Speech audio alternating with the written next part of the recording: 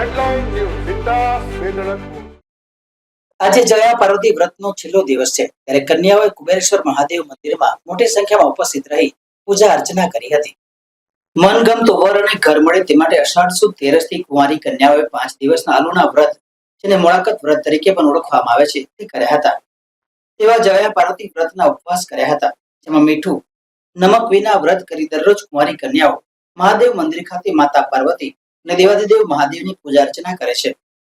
આજે અષાઢ વદ બીજને શનિવારે જયા પાર્વતી વ્રતનો અંતિમ દિવસ છે ત્યારે આજે મોટી સંખ્યામાં કુંવારી કન્યાઓએ શહેરના વિવિધ મહાદેવ મંદિરોમાં પૂજા અર્ચના કરી હતી.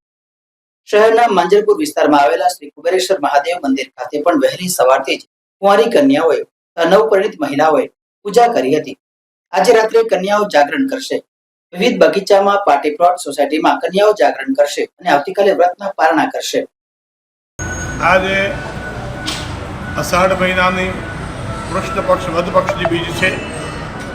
આ આપણા ગુજરાતની અંદર કુંવારિકાઓ જયા પાર્વતીનું વ્રત કરે છે.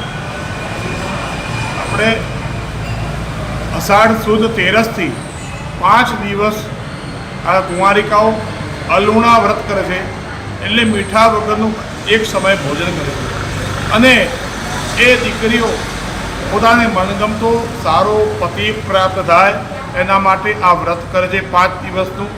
આજે અંતિમ દિવસ છે. આજે બધી દીકરીઓ આવી છે પૂજા કરવા. આજે રાત્રે જાગરણ કરશે અને કાલે વ્રતનું પૂર્ણાહુતિ કરશે. તમામ દીકરીઓને મારી શુભેચ્છાઓ છે કે આપ સૌ સુખી રહો, તમામનું કલ્યાણ થાય અને આજે વ્રત પરિપૂર્ણ થાય એ મારી ઠાકોરજી મહાદેવજીને પ્રાર્થના.